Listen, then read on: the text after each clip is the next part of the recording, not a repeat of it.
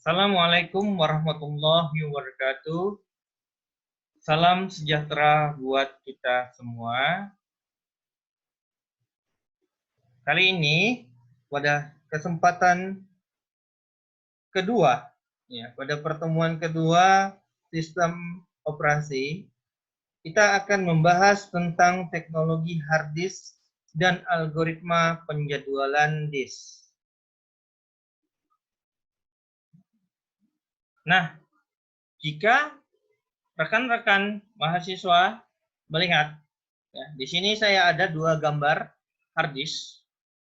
Yang tipikalnya yang satu adalah hard disk magnetik, yang kedua itu adalah hard disk dengan SSD yang biasanya terkenal sekarang dengan SSD karena dia menggunakan flash memory, ya.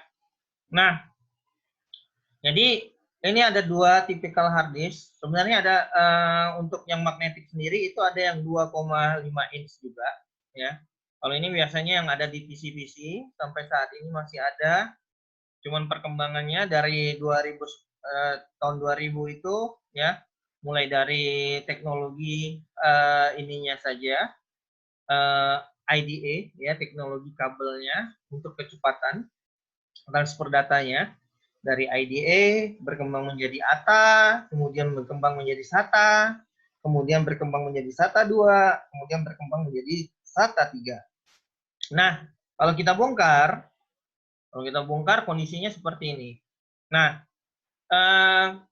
saat dibongkar itu kelihatan ada namanya flutter, ya. Ini flutter itu yang membuat piringan ini, ya, ini piringannya itu tidak lari kemana-mana, ya, tidak lari kemana-mana, sehingga piringan ini akan berputar pada porosnya dan tidak akan keluar dari porosnya.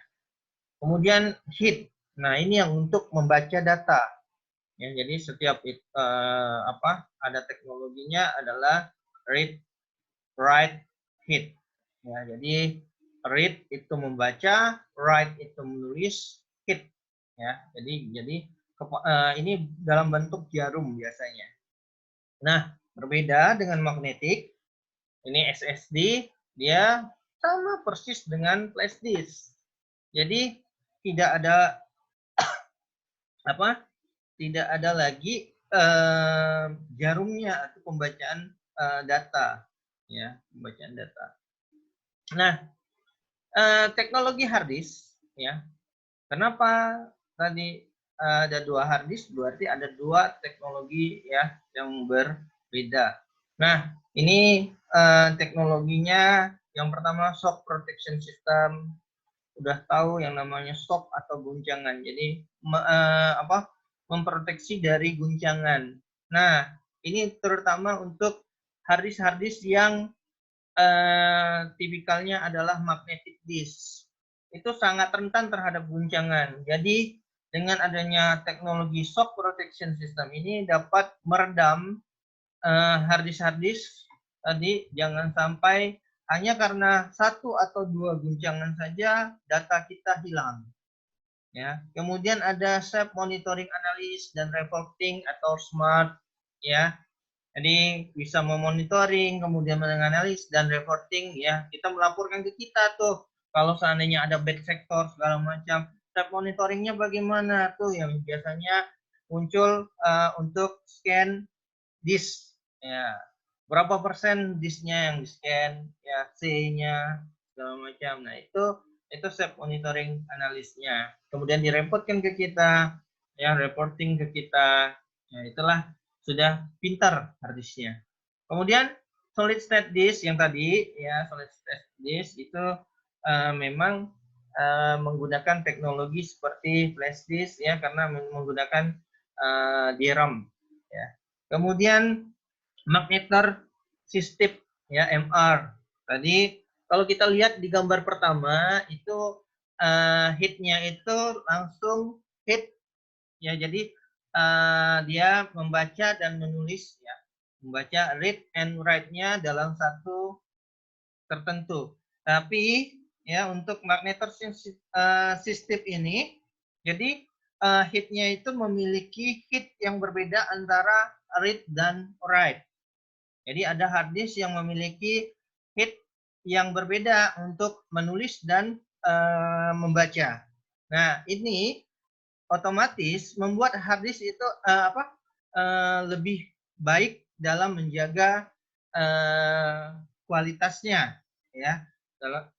Kemudian itu ada partial response maximum likelihood, ya, atau PRML, ya. Teknologi dalam hal encoding dan konversi data saat read write di piringan. Tadi kan ada piringannya tuh. Nah, teknologi inilah yang membuat encodingnya. Jadi teknologi ini menawarkan kepadatan data yang lebih tinggi, kinerja hard disk yang lebih baik, dan integritas data yang lebih terjamin karena tadi ada encodingnya, ada pengaman dari data tersebut. Nah, itu yang disebut dengan partial response maximum likelihood.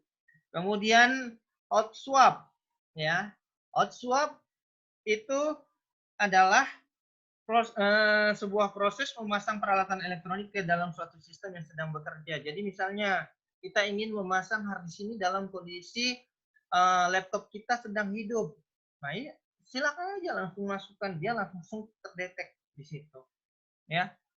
Jadi itu kaitannya nanti juga dengan plug and play data. Nah, jadi ini secara otomatis akan memudahkan pengaturan, ya, software dan tidak perlu memiliki jumper. Kalau dulu sebelumnya ada IDA itu butuh jumper, ya. Antara hard disk 1 dengan hard disk 2 butuh di jumper. Hard disk 1-nya hard disk 2-nya. Nah, tapi kalau kondisinya dengan ATA itu tidak perlu lagi. Dia jadi plug and play, dia langsung menyesuaikan mana yang hard disk 1, mana yang hard disk 2. Kemudian EPA, ya. EPA atau ya. Ini sebuah EPA atau Environment Protection Agency, ya. Ini sebuah perlindungan, ya. Jadi hard disk termasuk komponen yang paling cepat menghabiskan energi, ya. Jadi dengan adanya EPA ini dia memprotection, ya. Jadi energinya itu terproteksi, ya. Sehingga hard disk itu dengan adanya teknologi ini menjadi lebih hemat watt. Ya, jadi baterai kita, makanya kalau dulu laptop hanya bisa bertahan 3 jam, kalau yang sekarang ada yang 8 sampai 12 jam. Karena apa? Kinerja hard disknya, energi listrik hard disk yang dipakai hard disknya itu jadi lebih rendah, ya. Bisa dengan teknologi EPA. Ya. Kemudian Error Correction Code atau SCC. Ya, jadi SCC ini secara konvensional itu kadang-kadang kita ada pembacaan dari piringan itu, pembacaan hit itu kadang-kadang membaca salah, ya. Jadi dengan adanya error correction ini itu dia membaca, ya, membaca dan langsung jika ada kesalahan kan langsung ada correction-nya, ya. Kemudian auto transfer, ya. Auto transfer itu adalah konsep yang digunakan untuk memungkinkan pemberian beberapa perintah baca dan tulis secara bersamaan. Nah, jadi memudahkan untuk mempercepat transfer data. Nah, inilah beberapa teknologi hard disk yang ada, ya. Beberapa teknologi hard disk yang bisa kita pelajari, ya. Kemudian selain teknologi hard disk, kita juga mempelajari yang namanya algoritma. Nah, algoritma penjadwalan disk dalam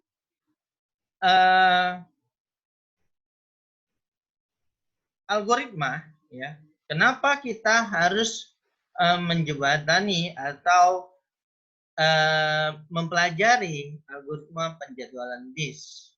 Sebenarnya dari 4 ini ya, sebenarnya dari 7 ya, saya ambil contoh 4 saja yang akan saya sampaikan, yaitu algoritma pertama datang, pertama dilayani, algoritma pick up, kemudian algoritma waktu cari terpendek dipertamakan, kemudian algoritma loop.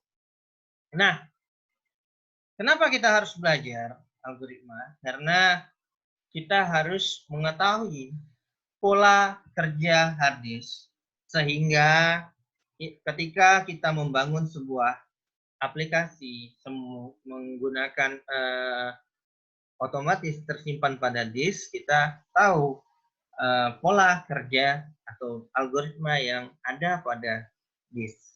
Ya. Nah, langsung kepada algoritma yang pertama, algoritma pertama datang, pertama dilayani atau first come, first serve. Nah, contohnya di sini ya, diketahui disk mempunyai 100 track dengan nomor urut 0 sampai 99 dan antrian akses track dengan saat awal 50, yaitu letak hitnya, read and write tadi. Adapun urutan tracknya sebagai berikut: 13, 46, 65, 27, 95, 9, 17, 53, 17, 1, 82, 2, 17, 82, 98, dan 7. Pak, kenapa ada yang double, Pak, 17-nya? Ya, bukan berarti itu sengaja, tapi sebuah data bisa saja melewati track yang sama. Ya. Jadi tidak mungkin data itu tidak melewati track yang sama. Ya, pasti ada suatu data yang memiliki jalur track yang sama. 1, 2, ataupun 3. Jadi kita hanya mempelajari bagaimana konsepnya. Nah, jadi kalau kita gambarkan tadi, untuk tracknya bagaimana untuk PTPD atau pertama tiba, pertama dilayani. First come, first serve. Ya, ini track yang pertama itu adalah di 50. Di mana inti tracknya, ya, nilai awal tracknya adalah 50. Kemudian jalan ke 13, jalan ke 46, ya, sesuai dengan urutan ini, 13, 46, 65, 27, dan seterusnya. Ya, jadi dia akan berurutan seperti ini, ya. Dan kemudian jika kita jumlahkan total lintasan ada 310 track. Ya, jadi lebih panjang, ya. Lebih panjang. Kalau kita lihat di sini tracknya sampai 310 track, berarti sangat-sangat panjang, ya, proses tracknya. Nah, kemudian juga ada algoritma pick up. Algoritma pick up itu kita dengan contoh yang sama, ya, tetapi hasilnya akan berbeda. Ya. Contohnya, untuk algoritma pick up, ya, ini mulai start awalnya adalah 50. Ya. Dari 50, kemudian kenapa disebut dengan pick up? Karena track yang digunakan kalau tadi berurutan first time, first step, ya, first come, first step tadi, atau pertama tiba, pertama dilayani, itu dia berurutan. Kalau di algoritma pick up, itu tidak berurutan. Tetapi, dia akan mengambil siapa saja kawan yang satu lintasan ketika dia akan memulai lintasan. Ya. Jadi dari 50 pasti akan menuju ke 13. Ketika menuju ke 13, di situ ada 46, 27, dan 17. Maka dia angkut sekaligus. Ya. Dia angkut sekaligus, kemudian nanti dari 13, dia akan menuju yang belum. Yang belum berarti di 65. Ya. 13 ini, ya, kemudian dia ke 65, karena 65 belum. 65, saat di 65 berarti dia ada 52 sama 53 yang harus diambil dia, yang bisa langsung diambil dia. Ya. Kemudian dari 65 terus dia lanjut ke atas. Nih, jadi dia terus ke 82 ya. Mana 82? Nah, 82 kemudian paling atas 95. Nah, ketika dia ngikutkan ya, jadi ini ya. Kenapa 95 dulu? Kenapa nggak langsung ke 98, Pak? Kenapa 98-nya di bawah? Karena ini urutannya di sini ya. Tadi kan dia udah dia ngambil 52, 53 karena dia kan 65 dulu ya. 65. Nah, 27 sudah diambil. Berarti 95. Nah, 95 itu tidak ada yang ketika dia ke 95 berarti dia ngambil yang 82. Dari 95 itu dia langsung ke 9. Selama ke 9 itu tidak ada yang diambil. Karena apa? Karena 17 sudah diambil di awal. Nah, karena 17 sudah diambil di awal, dia langsung ke 9. Adakah yang lebih kecil dari 9? Tidak ada kan? Nah, karena tidak ada yang lebih kecil dari 9, maka lanjut ke 7. Ya, 7. Nah, dari 9, 17 kan sudah, 53 sudah, 17 sudah.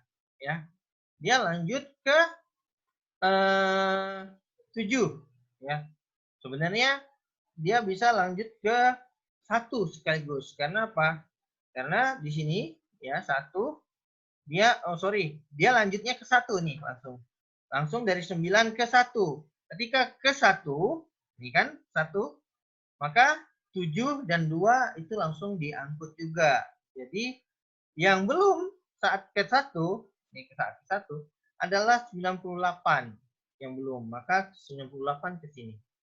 Nah, tadi urutannya seperti itu. Kalau pick up dia ambil ya, dia yang pertama ke siapa? Ke 13. Nih 13. Dia ambil yang terdekat, yang apa? Yang satu jalur, bukan yang terdekat ya. Yang satu jalur diambil. Kemudian dari 13 ke 65. Nah, 65 dia ambil yang satu jalur juga. Dari 65 rutenya 27 sudah diambil, kemudian 95 ya, diambil rute yang ada. Nah, ini kurang lebih seperti ini untuk pick up. Kemudian ada algoritma waktu cari terpendek dipertamakan. Ya, ini berbeda lagi. Walaupun dengan contoh soal yang sama, ya, tapi cara kerja atau prinsip kerja algoritmanya akan berbeda. Di mana, ya, karena dia mencari waktu terpendek, berarti dia dari yang 50, yang paling dekat kemana? Nah, jadi dia yang paling dekat dulu. Antara 50 dengan 46 dan 50 dengan 52, mana yang lebih dekat? Otomatis yang lebih dekat adalah yang 52, maka dia maju. Ya. Kemudian 52 ke 53, ya, itu dekat, hanya selisih 1. Kemudian dari 53 baru dia ke 46. Kenapa tidak ke 65? Kita tinggal kurangkan saja. 65 kurang 53 itu selisihnya adalah 12. Sedangkan 53 dikurang dengan 46 itu adalah selisihnya 7. Ya. Jadi dia ngambil yang terpendek. Jadi lintasan yang terpendek, waktu lintasan yang terpendek itu yang diambilnya. Nah, dari 46 kan tidak mungkin ke 65. Ya, itu lebih jauh lagi. Maka dia turun sampai ke 1. Nah, dari 1 maka tidak ada lagi yang lebih pendek. Maka lanjut ke lintasan 82, 95 dan 98. Nah, ketika kita hitung karena dia menggunakan lintasan yang terpendek, maka total lintasannya itu hanya 152 trek. Berbeda dengan yang tadi sebelumnya 310 trek. Nah, kemudian algoritma selanjutnya adalah algoritma loop. Ya, kita kasih contoh sama persis ya, tetapi algoritmanya berbeda. Algoritma loop itu adalah seperti lift. Jadi dia naik ke atas, kemudian baru turun ke bawah. Nah, kalau yang seperti ini, ya dia naik ke posisi paling atas dulu. Dari track 50, ya. Mulai tracknya adalah 50. Lanjut ke 98, maka dia lanjutin, dia ambil semua tracknya ini yang ke 98. Kemudian dia turun ke 1. Nah, dengan kondisi loop seperti ini, maka dia lebih hemat. Kalau tadi walaupun menggunakan waktu terpendek itu masih 150-an, ya, 152 track. Dengan algoritma loop, maka menjadi tracknya 145 track saja. Nah, demikianlah untuk penjelasan saya tentang algoritma yang ada pada disk, ya, dan juga teknologi yang ada pada hard disk. Terima kasih atas perhatiannya. Sampai ketemu di pertemuan ketiga. Ya.